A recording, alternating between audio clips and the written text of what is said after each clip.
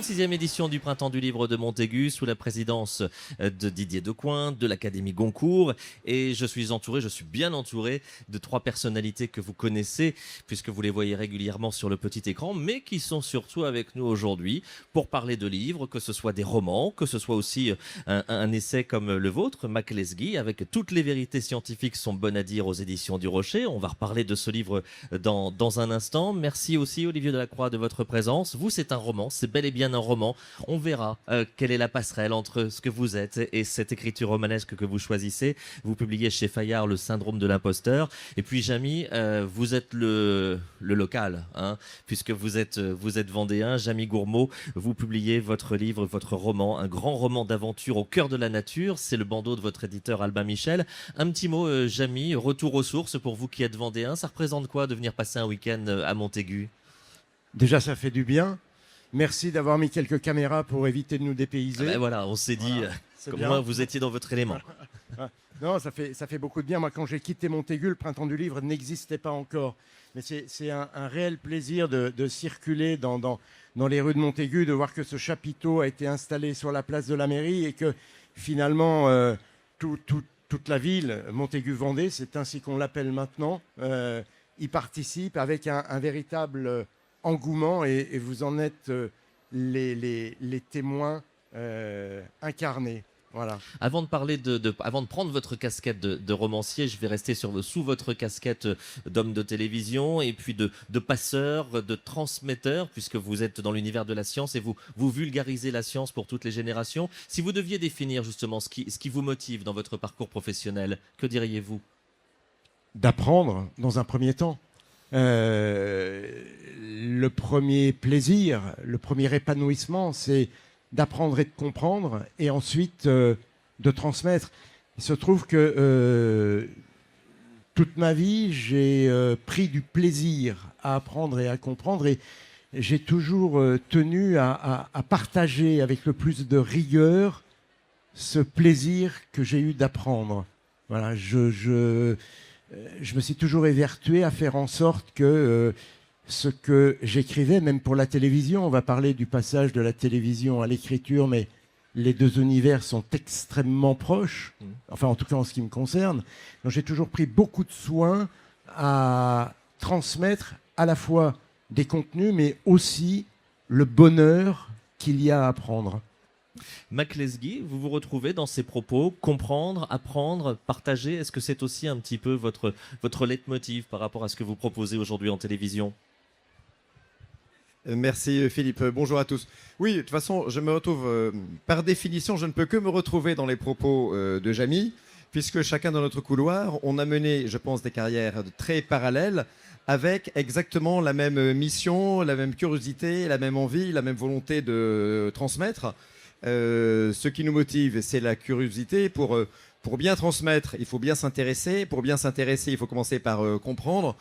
J'ai dit que j'ai le métier le plus merveilleux du monde, puisque toutes les semaines, je suis dans une usine, dans un laboratoire, dans un champ expérimental, dans un hôpital, à rencontrer des scientifiques, des chercheurs, des professionnels passionnés.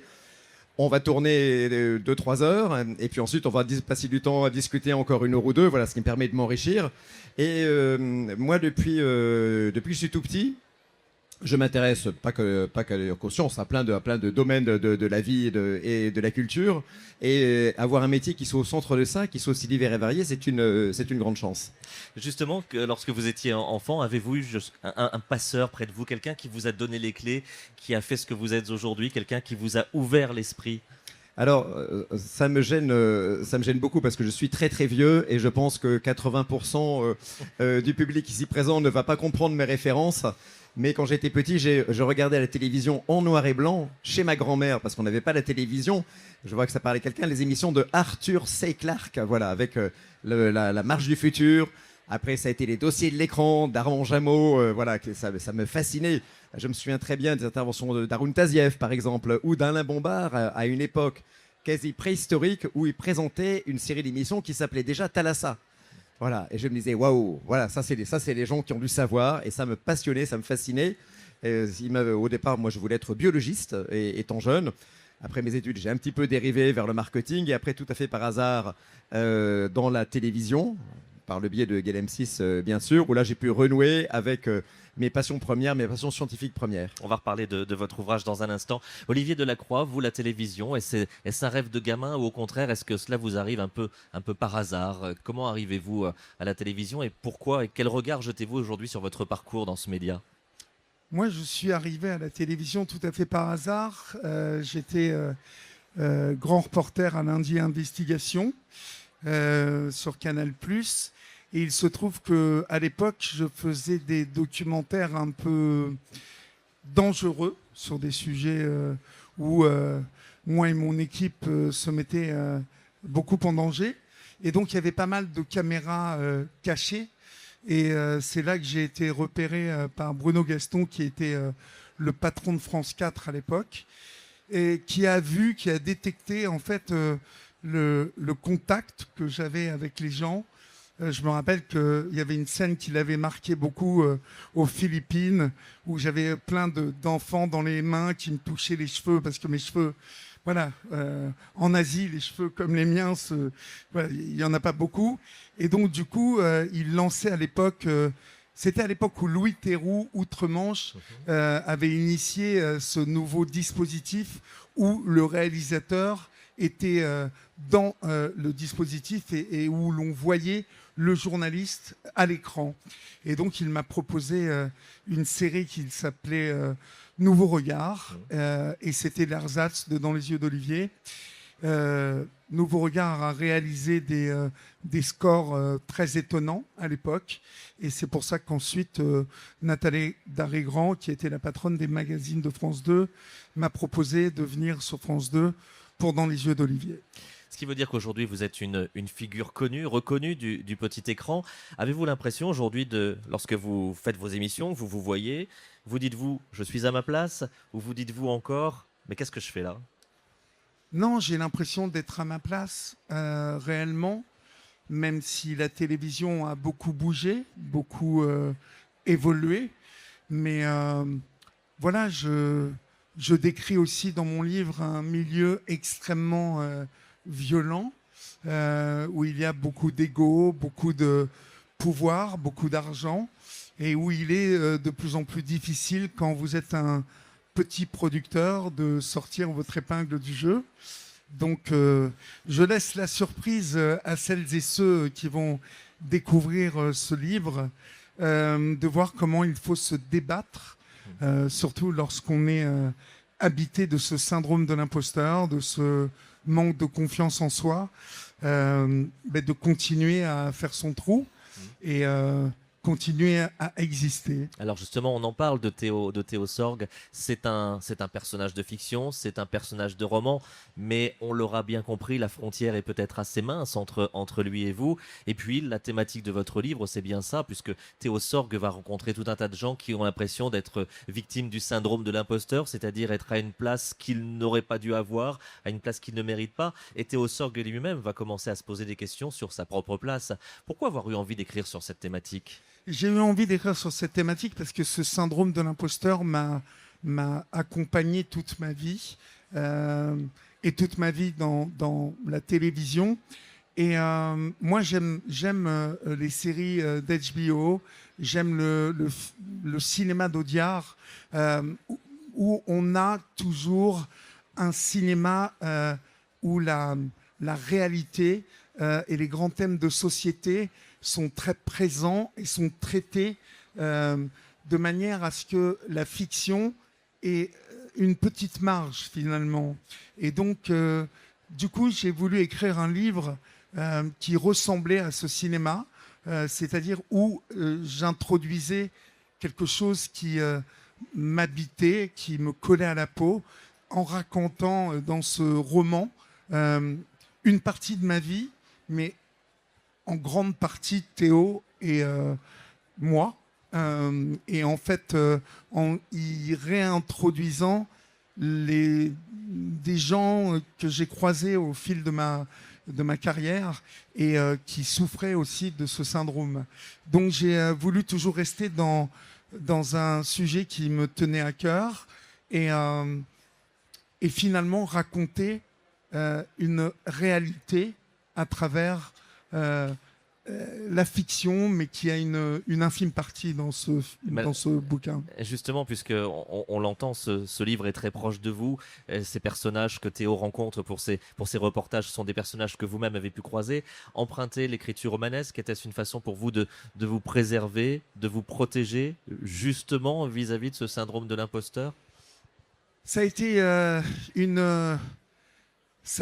y a deux choses. Ça a été une thérapie pour moi d'écrire ce bouquin. Et puis, comme tout ce que je raconte dans ce bouquin est arrivé vraiment, c'est-à-dire que c'est la réalité de la violence de ce milieu des médias, où il y a beaucoup de pouvoir, beaucoup d'argent, j'ai préféré la fiction à un bouquin de témoignages qui, je pense, m'a évité de me retrouver avec 3-4 procès. Parce que voilà, je raconte l'histoire de gens qui existent vraiment dans ce milieu et qui ne sont pas toujours bien les animateurs ou les animatrices que l'on voit comme ça au petit écran et qui, une fois que les sunlights sont éteints, ne se comportent pas toujours comme ils sont à la télé. On va reparler de votre livre dans un instant. À côté de vous, Jamie Gourmaud, pour ce qui est votre roman Les ailes de la forêt chez Albin Michel, là on part alors on est dans un autre registre bien évidemment, puisque on l'a dit au préambule, un grand roman d'aventure au cœur de la nature avec toutes les surprises qu'elle peut nous réserver. On est en 1924, les années 20, on va faire connaissance avec Émile, c'est vraiment l'aventurier tel qu'on peut l'imaginer, genre de personnage à la fois romanesque mais qu'on verrait très bien aussi sur un grand écran. Pourquoi avoir eu envie de nous emmener du côté de cette région du monde, vers la Guyane, par là? Et qui est-il, ce fameux Émile? D'abord, il y a un contexte qu'il faut absolument rappeler, que l'on ignore, qu'on a peut-être oublié. C'est que dans ces années 20, il y a un engouement complètement dingue autour des papillons. Il y a des cabinets d'entomologie un peu partout dans les grandes villes. À Paris, il y en a plusieurs dizaines. Il y a des galeries qui ne sont occupées que par des cabinets d'entomologie. C'est une époque où on s'échange, où on vend les papillons. Certains valent une fortune, le prix d'une voiture de luxe. Il y a des personnages très fortunés qui sont prêts à monter des expéditions pour aller chercher un type de papillon. Donc mon personnage qui a une galerie d'entomologie qui bat un peu de l'aile, si je peux dire, on est après la Première Guerre mondiale, décide de partir en Guyane. Pourquoi la Guyane? Parce que c'est un foyer extraordinaire pour l'entomologie. Il y a les plus beaux papillons du monde. Et donc, il part là-bas, une intrigue va se nouer et se dénouer en revenant dans le Paris des années folles. Alors cette recherche du plus beau papillon, c'est à la fois l'amour de la nature pour Émile, mais c'est peut-être aussi un petit peu l'appât du gain, allez savoir. Et puis surtout en allant en Guyane, à Saint-Laurent-du-Maroni, c'est qu'il y a toute une population sur place, il y a la population locale, et puis il y a aussi les bagnards, ce qui veut dire qu'on va rencontrer aux côtés d'Émile tout un tas de personnages qui vont faire de ce roman un grand roman d'aventure avec multiples rebondissements. Oui, on se retrouve au milieu d'une faune un peu étrange, parce que le bagne en Guyane, comme celui de la Nouvelle-Calédonie d'ailleurs à l'époque, eh bien, accueille, entre guillemets, essentiellement des récidivistes ou des criminels, mais qui ont accompli des crimes passionnels. Si bien qu'on retrouve toutes les classes sociales parmi ces prisonniers. Voilà. Il y a bien sûr des ouvriers, mais on y croise aussi des instituteurs, on y croise des comptables, on y croise des médecins qui font partie des bagnards. Et ce bagne a un visage qu'on ne connaît pas forcément. On a l'image du bagne extrêmement dur, et je ne veux surtout pas atténuer cette image, mais il se trouve que à cette époque, les personnes qui vivaient en Guyane pouvaient louer les services de bagnards. Donc vous étiez en Guyane, vous étiez notable, vous aviez besoin d'un précepteur, vous alliez au bagne, eh bien, vous demandiez à ce qu'on sorte un instituteur qui avait commis un crime passionnel pour qu'il vienne enseigner chez vous à vos enfants. Voilà, par exemple, le genre de choses qui pouvaient se faire. Donc, on se retrouve dans une faune avec des personnages extrêmement bigarrés, mais qui partagent tous cette condition de bagnard. Alors, et donc, mon héros va s'entourer de bagnards qui ont chacun des connaissances particulières pour aller chercher son papillon. Et ce qui veut dire que ce roman se lit finalement de deux façons. Il y a le roman d'aventure pur, et puis il y a aussi tout ce que l'on va apprendre, tout ce que le lecteur va découvrir par ces différents rebondissements et les différents personnages que croise Émile. Oui, parce que je considère, mais ça ça me regarde, mais je considère qu'une fiction, elle nous emporte vraiment quand elle campe dans un décor, dans une atmosphère qui est totalement vraisemblable. Donc, je me suis extrêmement documenté pour l'écrire, pour que tout soit vraisemblable. Que les rues qu'emprunte mon personnage principal soient les rues de Cayenne en 1924, quand il y débarque. Un décor qui a un peu changé depuis.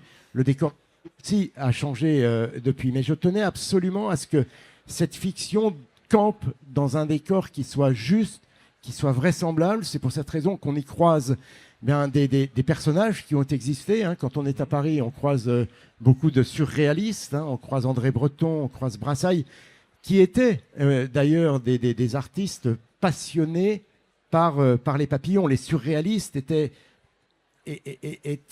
en extase devant les papillons, probablement pour leur côté éphémère. Voilà, donc tout cela se rejoint, ça tombe très bien parce qu'à la fois ce sont aussi des époques que j'adore. On va reparler de votre roman dans un instant. Mac Lesguy, avec vous, on revient sur un autre format de livre, puisque c'est un livre de transmission, un livre de partage, un essai où vous nous faites partager vos connaissances.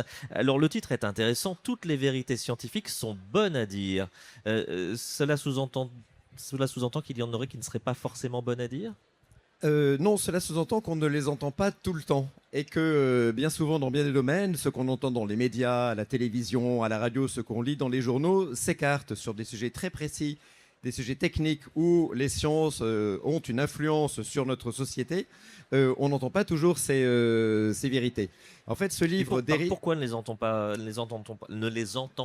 assez, pardon. Alors, pourquoi ne les entend-on pas assez ? Ça, c'est un vaste sujet dans lequel je n'entrerai pas, parce que certaines croyances, certaines idéologies vont à rebours de ce que nous disent les scientifiques, et qu'on va plutôt avoir tendance à entendre des discours idéologiques sur ces sujets. Et c'est pour ça que d'abord j'ai fait des chroniques sur RTL. On m'a demandé de faire des chroniques sur RTL. En fait, un jour j'ai expliqué à un directeur de RTL sur un sujet précis. Je lui ai dit, tu sais, tout ce qu'on entend à la radio, dans les médias sur tel sujet précis est faux. Il m'a dit, ah bon, pourquoi ? J'ai dit, bah voilà, les scientifiques prouvent par A plus B que c'est faux. Et il m'a dit, tu devrais en faire des chroniques sur RTL, ce que j'ai eu le bonheur de faire sur RTL matin le dimanche matin pendant 3 ans.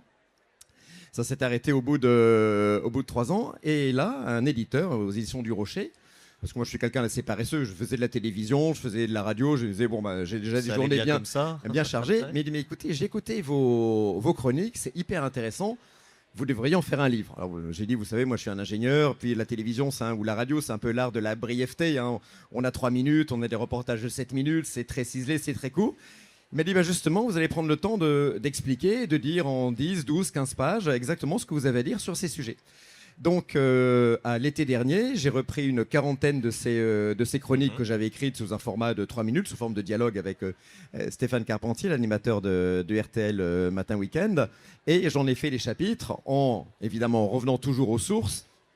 Les sources, je le rappelle, ce sont les travaux scientifiques qui sont publiés dans des revues scientifiques de premier plan, toujours en anglais, Nature, Cell, PLOS ONE, il y en a une dizaine. Voilà. Et c'est à partir de là qu'on peut donner une réponse scientifique ou une vérité scientifique à tel ou tel problème qui peut tous nous concerner. Alors on retrouve néanmoins un petit peu l'esprit des chroniques radio, parce que même si c'est 12-15 pages, ça veut dire que le livre est très rythmé. C'est le genre de livre qu'on peut savourer un petit peu tous les jours. On peut se faire un chapitre par jour si on veut. Il y avait quand même cette envie de retrouver le ton que vous avez en radio ou en télévision. Oui, on se refait pas, et puis de mettre un petit peu d'humour, parce que je dis toujours qu'il faut prendre il faut dire des choses sérieuses en science, mais pour autant, il ne faut pas se prendre au sérieux. Et un lecteur qui achetait ce livre, excellent, que je recommande à tous d'ailleurs, m'a dit, écoutez, je vais le mettre aux toilettes, et comme ça, tous les jours, je lirai un chapitre. Et je lui ai répondu, tant que l'usage de ce livre se limite à ça, c'est parfait. Voilà. Par contre, essayez de ne pas aller au-delà, je pourrais me vexer. Quelles sont les différentes thématiques que vous avez choisi d'aborder dans ce tome ? Alors, les thématiques très vie quotidienne, sur les produits qu'on achète tous les jours, les produits ménagers, nos aliments. Je parle beaucoup d'alimentation dans ce livre. Je parle de détox. Je parle de notre environnement très quotidien, notre maison. Je parle de chauffage. Je parle de climatisation. Je parle de la rénovation thermique vue par la science, ou des douches à économie d'eau également vues par la science. Et puis j'élargis un petit peu donc à des thèmes sur l'alimentation. On dit toujours que nos fruits et légumes n'ont plus de goût. Est-ce que c'est vrai ou est-ce que c'est une idée reçue ? Ça m'amène à l'agriculture. Je vais parler des OGM, je vais parler des pesticides, bien évidemment, parce que c'est un sujet à la mode. Je vais parler d'énergie, d'électricité, de nucléaire, de pétrole. J'explique dans ce livre, on dit qu'il ne faut plus arrêter d'exploiter le pétrole. Sans pétrole, il n'y a pas de plastique, et sans plastique, il n'y a pas de vie contemporaine, parce que les bioplastiques aujourd'hui ne sont loin de pouvoir remplacer les plastiques issus du pétrole pour des raisons liées à leur nature chimique. Et évidemment, je parle du réchauffement climatique.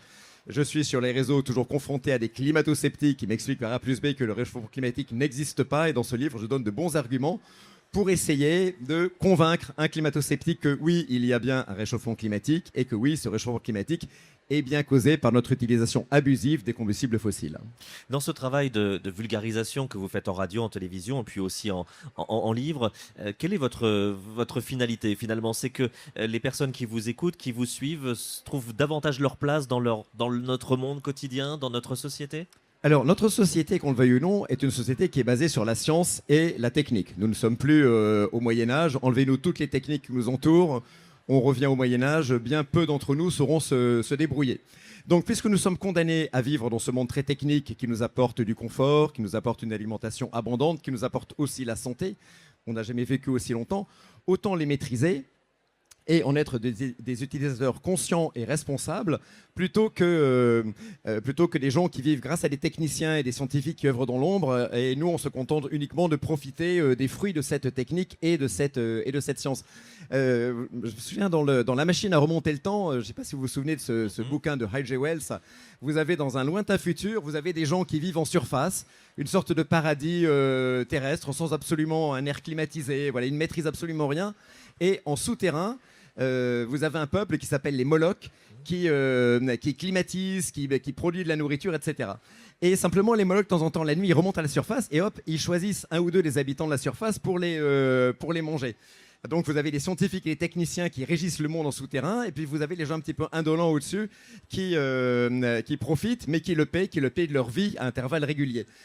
J'ai l'impression que si on continue comme ça, on va arriver à ce type de société. Et moi, je pense que nous devenons toujours, pour être de bons citoyens, des gens responsables, des gens qui peuvent orienter les choix scientifiques et techniques de notre société, être conscients de ce que ça nous apporte, des limites, des dangers, mais ne pas du tout se limiter au discours souvent teinté d'idéologie et de croyances qu'on entend dans les médias, et aussi de la part de nous sur les réseaux sociaux, mais vraiment être conscient de tout ça. Donc, dans ce livre, il y a à peu près une quarantaine d'idées reçues, qui vont peut-être en choquer certains, mais c'est vraiment le point de vue de la science. Et je pense que la science, je le dis toujours, n'a pas réponse à tout. Mais quand la science s'empare d'une question et qu'elle est en mesure d'y apporter une réponse, je pense que c'est la meilleure réponse possible que l'on peut apporter à cette question. Et vous y répondez bien évidemment, comme vous l'avez souligné, avec facilité pour tous les publics, et puis aussi en mettant de l'humour, parce que c'est aussi votre marque de fabrique, ça. Il paraît que j'ai un peu d'humour dans ce que je fais, donc j'essaie effectivement que ça transparaisse dans le livre. Et j'ai vraiment travaillé l'écriture et cherché à simplifier, sans caricaturer bien sûr, pour que ce soit lu, on va dire, de 15 à 95 ans. Et au-delà, puisque comme vous le savez, la durée de vie s'allonge. Je reviens vers vous également, Olivier Delacroix. On fait de grands écarts entre vous trois. On va reparler de l'écriture romanesque que vous avez choisie. puisqu'on parlait de science avec Mac, le syndrome de l'imposteur, si on doit donner une définition dite scientifique, comment l'expliqueriez-vous? Oh là, je suis loin de vous expliquer ce qu'est scientifiquement le syndrome de l'imposteur. Je vais juste parler d'illégitimité. En fait, je pense que la meilleure manière de traduire le syndrome de l'imposteur, c'est de ne pas se sentir légitime dans la fonction qu'on vous a donnée. C'est finalement, si on vulgarise le plus ce syndrome de l'imposteur, c'est le manque de confiance que l'on peut avoir en soi et le manque de légitimité quand vous vous retrouvez à la tête d'une émission de télévision où en tout cas en ce qui me concerne, je n'avais jamais imaginé une seule seconde quand je travaillais avec Carl Zéro ou Christophe de Chavannes, me retrouver un jour comme je suis là devant vous et puis me faire arrêter dans la rue comme je me fais arrêter aujourd'hui et puis signer un livre aujourd'hui. Je n'avais jamais imaginé ça. Donc ce syndrome m'a saisi déjà à 11 ans, dès la 6e, et il n'a jamais cessé de me harceler, de me tenir collé à la peau. Donc, ce qui fait qu'il m'a accompagné toute ma vie, mais il a eu aussi la vertu, parce qu'il a une vertu, c'est de toujours me pousser à être dans une hyper-vigilance et puis aussi d'être dans une volonté de ne pas me planter. Donc, finalement, de me pousser toujours vers une sorte d'excellence. Ce qui fait que pour tout travail que j'ai effectué, j'ai toujours essayé d'être à la hauteur, voire dépasser cette hauteur. Ce qui m'a permis, lorsque j'ai commencé à vraiment me lancer dans les documentaires, parce que j'ai eu une première partie de ma carrière avec De Chavannes et avec Carl Zéro qui était de l'infodivertissement. Et puis j'en ai eu marre d'être de ce côté-là de la télévision.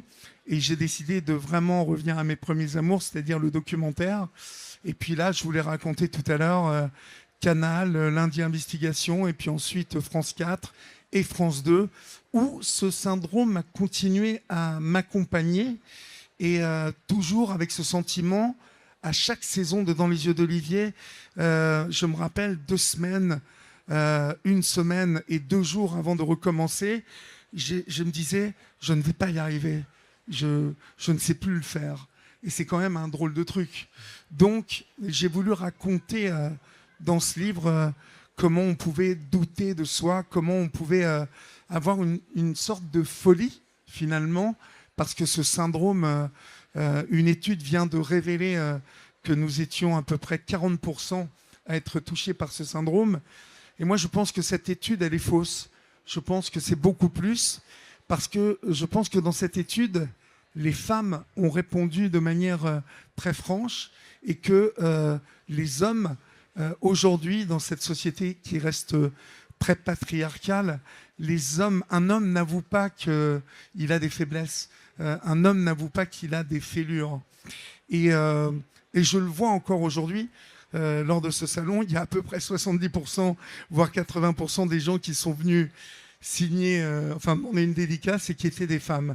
Très peu d'hommes sont venus. Donc, je pense qu'il y a à peu près 60% de gens qui sont touchés par ce manque de confiance et ce syndrome. Vous avez fait le choix, on l'a dit, de l'écriture romanesque. Vous nous avez expliqué pourquoi. Néanmoins, puisque cette écriture romanesque se rapproche de la réalité, on retrouve ce qui fait aussi votre patte, c'est-à-dire beaucoup de sensibilité dans votre écriture. Vous nous avez parlé de thérapie. Est-ce qu'il y a eu des moments aussi plus douloureux lors de l'écriture de ce livre? Je pense que c'est mon premier roman. Moi, je suis venu à l'écriture par la poésie parce que j'ai eu d'abord une carrière musicale qui a duré assez longtemps puisque j'ai eu la chance de faire plus de 500 concerts en Europe avec mon groupe Les Black Maria. Donc j'ai écrit en français. Donc je suis venu à l'écriture d'abord par la poésie. Et puis ensuite, j'ai commencé à écrire des scénarios. J'écris d'ailleurs un scénario que je développe avec François-Xavier de Maison et Olivier Marchal.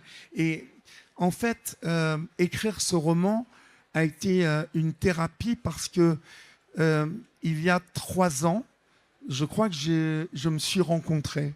En fait, j'ai réussi à faire ma propre rencontre et je pense que la rencontre principale que chaque homme et chaque femme doit faire dans sa vie et qui est primordiale, c'est cette rencontre avec lui-même. Et je la traduirai d'une manière très facile. C'est que lorsqu'on se rencontre soi-même, c'est le jour où on finit de se refléter dans le regard des autres et que on se connecte à ses propres émotions, qu'on apprend à dire non à l'autre, qu'on se déleste de gens qui étaient là, mais pas toujours pour les bonnes raisons. Parce que quand vous faites de la télévision et que vous avez votre visage à la télévision, il y a beaucoup de gens qui sont autour de vous, pas pour les bonnes raisons.